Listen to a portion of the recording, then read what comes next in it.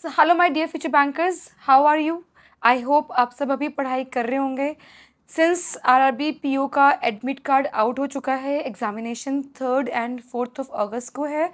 तो this video is all about कि आपको इन कुछ दिनों में क्या क्या करना चाहिए और मैंने क्या क्या किया था। This is the two do list diary. मेरा वैसे आरआरबी पीओ का एग्जामिनेशन क्लियर नहीं हुआ था, बट तब तक मेरी स्पीड नहीं थी क्वेश्चंस में, मेरे कॉन्सेप्ट्स ठीक ठाक थे। हाँ, क्वांट में थोड़े से वीक थे, लेकिन रीजनिंग अच्छी थी, लेकिन स्पीड नहीं थी। बट फिर भी I will tell you what all I did and what all you should do to crack RRB PO prelims and then in future all other examinations. ठीक है, तो टुडे इज 25 जुलाई। कल ये वीडियो अपलोड हो जाएगा। ठीक है, अभी आई विल शो यू कि मैंने 25 जुलाई से लेकर अगस्त 5 को मेरा एग्जामिनेशन था, as far as I remember. तो तब तक मैंने क्या क्या किया था। ठीक है, but before I go further let me tell you a bit about RRB PO prelims examinations. इसमें सिर्फ 2 ही सेक्शंस होते हैं। इसमें इंडिविजुअल टाइमिंग नहीं होती है, सेक्शनल टाइमिंग नहीं होती है। आपको एक कंपोजिट टाइमिंग मिलती है। आपको डिसाइड करना होता है कौन से सेक्शन को कितना टाइम देना है। Number of questions, marks and everything I will display on the screen. ठीक है, उसके बाद अगर मैं बात करूँ एडमिट कार्ड की, कुछ important points to be noted down are कि आपको एडमिट कार्ड अपने एग्जामिनेशन से बहुत पहले निकलवा के रख लेना चाहिए। तो मैं क्या करती थी, जिस दिन एडमिट कार्ड आता था उसी दिन एडमिट कार्ड को प्रिंट आउट करवा लेती थी और उस पे जो फोटो स्टिक करने होते वो भी फोटो स्टिक करके अपने बैग में डाल देती थी। प्लस जो भी मुझे पेंसिल पेन कैरी करना है वो भी मैं साथ में रख देती थी। प्लस 2 एक्स्ट्रा फोटोज लेके जानी होती है। मैं 2 की बजाय 10 फोटोज लेके जाती थी ताकि मुझे वहां पे कोई प्रॉब्लम ना हो। एंड आई थिंक यही सारी चीजें मैं कैरी करती थी। एंड ऑल्सो आपका आइडेंटिटी कार्ड या फिर आधार कार्ड जो भी आपके पास अवेलेबल है वो आपको कैरी करना है। बाकी ये सारी वीडियो मैं दोबारा से बनाऊंगी। अभी आई विल टेल यू कि अभी इन दिनों में आपको क्या क्या करना चाहिए so that you can crack RRB PO prelims. ठीक है यार, अगर मैं बात करूँ ना आरआरबी पीओ की, आरआरबी पीओ सबसे पहला एग्जामिनेशन पड़ता है। मैं कितने दिनों से आपको बोलते जा रही हूँ कि हमें सबसे पहले अपने कॉन्सेप्ट्स क्लियर करने हैं। जब एग्जामिनेशन वाली लूप स्टार्ट हो जाएगी तब हमारे पास टाइम नहीं बचेगा और अभी वो टाइम आ चुका है। बस अभी सिर्फ हमें मॉक्स के ऊपर फोकस करना है और अपने करंट अफेयर्स के ऊपर फोकस करना है। बस उसके बाद मेंस की क्लासेस भी कंटिन्यू रखनी है। अभी यहाँ पे अगर मैं बात करूँ प्रैक्टिस की, आप प्रैक्टिस गाइडली के थ्रू भी कर सकते हैं। मैंने उनके बहुत सारी सोर्सेज से प्रैक्टिस करी है। अभी उन्होंने एक बहुत ही अच्छा पैकेज लॉन्च किया है, that is IBPS 2024 clerical package, जिसमें प्रीलिम्स प्लस मेंस है and you are getting it at very nominal price, that is 299। And if you use my code TGMAX you will get another 12% off. It's up to you, you can also try their demo material. ठीक है, but मैंने अपने time पे गाइडली से बहुत सारी चीजें prepare करी थी। आप उनका डेमो मटेरियल देख सकते हैं and then you can buy. ठीक है, हाँ, तो अब अगर मैं बात करूं कि आपको इस वीक में क्या क्या करना चाहिए। अभी आपको करंट अफेयर्स को थोड़ा सा साइडलाइन कर सकते हो क्योंकि 7 डेज का हम बाद में कवर कर सकते हैं। बट अभी आपको जो मेन चीज़ है ना वो फोकस करनी है आपको अपने प्रीलिम्स के मॉक टेस्ट के ऊपर। आप जितने से ज़्यादा मॉक टेस्ट दे पाओ उतने दीजिए। ठीक है, एक दिन में 4 मॉक टेस्ट भी दोगे वो ज़्यादा नहीं है। ठीक है, उसके बाद आपको प्रीवियस ईयर मॉक टेस्ट पक्का दे के जाने हैं।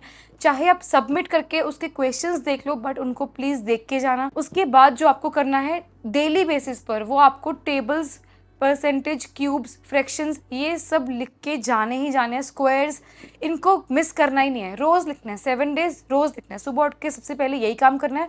उसके बाद आप मॉक दे दीजिए, उसको एनालाइज कर लीजिए। उसके बाद आपको रीजनिंग के पजल्स लगाने हैं। पजल्स की प्रैक्टिस बहुत ज़्यादा ज़रूरी है। प्रैक्टिस इसलिए नहीं कि आपको ये पजल नहीं आता, नहीं, हमें स्पीड के ऊपर काम करना है। अभी पजल्स की स्पीड बढ़ानी है। जब 3 से 4 दिन बच जाएंगे ना तो आप ना एक दिन में 200 पजल्स लगा के जाना, आई स्वेयर। मतलब 2 दिन लगातार या फिर ऑल्टरनेट डेज पे इन टोटल 200 to 300 पजल्स अगर लगाओगे तो आई एम श्योर आपकी स्पीड बहुत ज़्यादा इंप्रूव हो जाएगी। अगर मैं बताऊँ ना आपको, जैसे मैं एग्जामिनेशन से पहले एक दिन पहले सब लोग कहते हैं कि नहीं पढ़ना चाहिए। हाँ, सबकी अपनी एक स्ट्रैटेजी होती है कि मुझे एक दिन पहले एग्जाम से नहीं पढ़ना है, मैं मूवी देखूंगी, मैं चिल करूंगी। बट मैं जैसे अपने प्रीलिम्स से पहले क्या करती थी, मैं जैसे यूट्यूब पे बहुत सारे सेशंस होते हैं, मैराथन्स चल रही होती हैं, क्वांट की अलग चल रही होती है, रीजनिंग की अलग चल रही होती है, इंग्लिश की अलग चल रही होती है। मैंने इंग्लिश की कभी भी नहीं करी है। क्वांट की मैंने मेंस के टाइम पे करी है, प्रीलिम्स के टाइम पे भी करी है, लेकिन आरआरबी के टाइम पे मैंने नहीं करी थी। तब मैं थोड़ा सा, मुझे ट्रैक पे आने पे टाइम लग रहा था। आप कर सकते हो, जो भी मैराथन्स आपको दिख रही है ना 100% करिए, चाहे किसी भी टीचर्स की है। मैंने बहुत सारे टीचर्स आपको बताए हुए हैं अपनी स्ट्रैटेजीज में। आप उनकी मैराथन्स पक्का करके जाइए, उनके क्वेश्चंस करके जाइए। अगर आप यूट्यूब पे वीडियोस नहीं देख पा रहे हो, उनकी पीडीएफ्स अवेलेबल हो जाती हैं, पीडीएफ से क्वेश्चंस करके जाइए, देखिए किस लेवल के क्वेश्चंस आ रहे हैं, ठीक है। अगर आप बुक्स को फॉलो करते हो, आप बुक्स में से पजल्स करिए, क्वांट के क्वेश्चंस करिए, मिसिंग नंबर सीरीज करिए, रॉन्ग नंबर सीरीज करिए। ये सब छोटी मोटी चीज़ें ना बहुत इंपॉर्टेंट होती हैं। हमें अपने प्रीलिम्स एग्जामिनेशन में सिर्फ इजी वाले क्वेश्चंस को टारगेट करना होता है, लेकिन ये नहीं करना कि सिर्फ ऐसे ढूंढ रहे हैं कहाँ है इजी वाले क्वेश्चंस। नहीं, हमें 1 बाय 1 जाते जाना है। अगर देखते ही पता चल रहा है कि ये आता है तो उसी टाइम पे अटेम्प्ट करना है, मार्क फॉर रिव्यू नहीं करना है। हाँ, जब आप रीजनिंग का सेक्शन अटेम्प्ट करते हो तब जैसे आपको 2-3 पजल्स हैं, आपको लगता है ये भी मुझे आता है, ये भी मुझे आता है, ये भी मुझे आता है, 3 पजल्स हैं, लेकिन आपको लगता है कि ये मुझे ज़्यादा अच्छे से आता है सेकंड वाला पजल, तो आप फर्स्ट एंड थर्ड को मार्क फॉर रिव्यू करके आगे सेकंड वाला पजल पहले सॉल्व कर सकते हो। क्योंकि prelims is all about clearing the cut off. बस हमें कट ऑफ को क्लियर करके अपने मेंस की तरफ बढ़ना है, ठीक है। और इस टाइम पे हमें इंग्लिश को भी एडिटोरियल पढ़ना है, सिर्फ एडिटोरियल, और 120 रूल्स ऑफ ग्रामर को रिवाइज करना है। प्लस अरिथमेटिक की अगर मैं बात करूँ, क्वांट सेक्शन की बात करूँ, हमें missing number series, wrong number series और एक होती है दूसरी जो नंबर सीरीज है ना, तीनों को बहुत अच्छे से करना है। क्वाड्रेटिक इक्वेशंस अच्छे से करने हैं। गाइडली के ना एक वो आते हैं स्कोर बूस्टर, उनका चाहे आप कुछ अभी रोज़ करोगे ना, रोज़ सुबह करोगे, उससे बहुत स्पीड इंप्रूव होती है। मैंने किए थे, इसीलिए मैं आपको सजेस्ट कर रही हूँ, ठीक है। अगर आप अभी वायरल मैथ्स देख रहे हो तो उसको आप स्किप कर सकते हो, क्योंकि अभी हो गया वायरल मैथ्स में ना क्वेश्चंस रिपीट होने लगते हैं। मैंने भी मैक्सिमम 1 ही महीना देखा था शायद, उससे जब मुझे पता चल गया था कि मेरी स्पीड इंप्रूव हो गई है, क्वेश्चंस रिपीट होने लगे, तब मैंने छोड़ दिया था, ठीक है।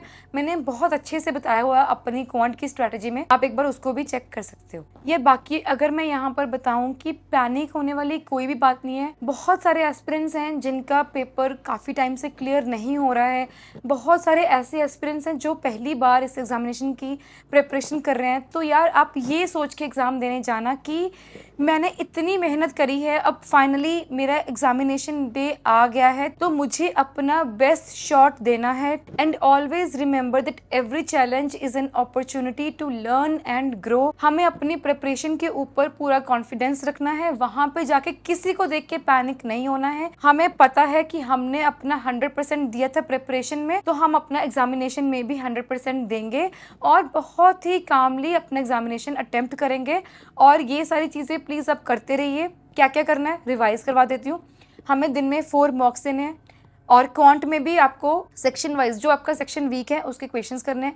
यूट्यूब पे जो भी मैराथन्स आपको दिख रही हैं क्वांट की, रीजनिंग की, वो सारी आपको अटेम्प्ट करनी है। एग्जाम से जाने से पहले आपको 200 या फिर 250 पजल्स आपको करके जाने हैं। सिर्फ आरआरबी पीओ प्रीलिम्स लेवल के हमें पजल्स और सिटिंग अरेंजमेंट अटेम्प्ट करने हैं, ठीक है। और उसके बाद वही tables, cubes, fractions, squares, cubes, ये सारे लिख के जाने हैं। 7 डेज डेली लिखने हैं और एडिटोरियल डेली पढ़ना है। एडिटोरियल को मिस नहीं करना है, नहीं तो हमारी हैबिट छूट जाएगी। एडिटोरियल में पढ़ने में मैक्सिमम आपको 30 मिनट्स लगने चाहिए, और आई थिंक इन 7 डेज में आप 30 मिनट्स तो निकाल सकते हो, चाहे आप जब आप खाना खा रहे हो तब भी आपको पढ़ना है। और हाँ, अभी आपको स्लीपिंग आवर्स भी अपने मेंटेन करके रखने हैं। हाँ यार, मुझे तो नींद नहीं आती थी, मैं तो पढ़ती रहती थी, बहुत ज़्यादा मैं पढ़ती थी, लेकिन आपको पढ़ाई के साथ साथ अपनी हेल्थ के ऊपर भी ध्यान देना है, ठीक है। बाकी यार पढ़ते रहिए, पढ़ाई का कोई भी सब्स्टिट्यूट नहीं है। अगर हम पढ़ाई करेंगे तो ही हम फ्यूचर में सक्सेसफुल हो पाएंगे। सो प्लीज़ पढ़ते रहिए। जितना मेरी तरफ से हुआ मैं उतनी आपकी हेल्प करने की ट्राई करूंगी। All the very best to you. पढ़ते रहिए। See you in the next video. Bye bye.